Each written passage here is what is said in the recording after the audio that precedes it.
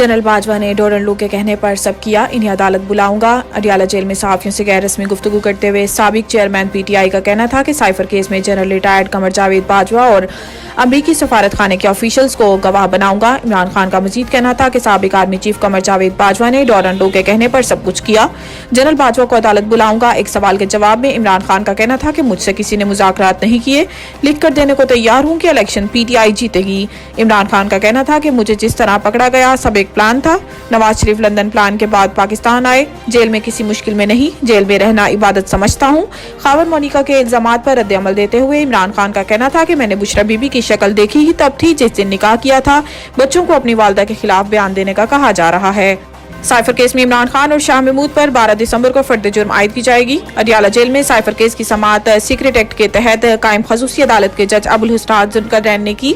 इस मौके पर सिक्योरिटी के इंतहाई सख्त इंतजाम किए गए थे और जुडिशल मजिस्ट्रेट के हुक्म पर आज मीडिया नुमाइंदों को भी कवरेज के लिए जेल के अंदर जाने की इजाजत दी गई।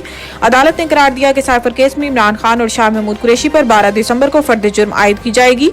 अदालत की जानिब से साबिक चेयरमैन पीटीआई और शाह महमूद कुरैशी को केस की नकूल फराहम कर दी गई है।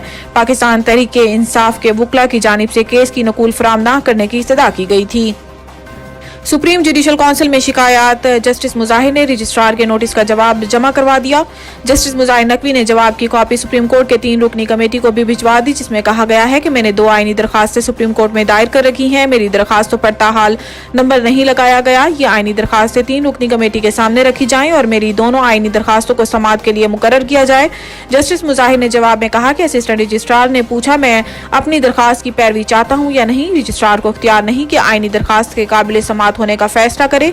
कानून के मुताबिक जजिस की 3 रुकनी कमेटी ही दरखास्त का जायजा ले सकती है। मेरे वकील ने कभी नहीं कहा था कि इल्जामात वाज़े होने के बाद कानूनी एतराज़ात नहीं करेंगे। मेरी सुप्रीम कोर्ट तैनाती के मुखालिफ वाले एतराज़ पर चीफ जस्टिस ने वजाहत की थी। चीफ जस्टिस की वजाहत के बाद सिर्फ इस एतराज़ से दस्तबरदारी इख्तियार की थी और एतराज़ वापस ये समझ कर लिया था कि जुडिशल काउंसिल गलती तस्लीम करते हुए शोकाज वापस लेगी। इलेक्शन कमीशन का इंतखाबात के लिए रकम रिलीज न करने के मामले का नोटिस सेक्रेटरी खजाना तलब। जराये के मुताबिक इलेक्शन कमीशन ने बजट में आम इंतखाबात के लिए मुख्तस रकम रिलीज न करने के मामले का नोटिस लेते हुए सेक्रेटरी खजाना को तलब कर लिया है। रवा माली साल के बजट में आम इंतखाबात के लिए 42 अरब रुपए मुख्तस किए गए थे। जराये का बताना है कि वजारत खजाना ने अब तक 10 अरब रुपए इलेक्शन कमीशन को मुहैया किए हैं। बकिया रकम की फराहमी बगैर किसी माकूल जवाज के तातुल का शिकार है।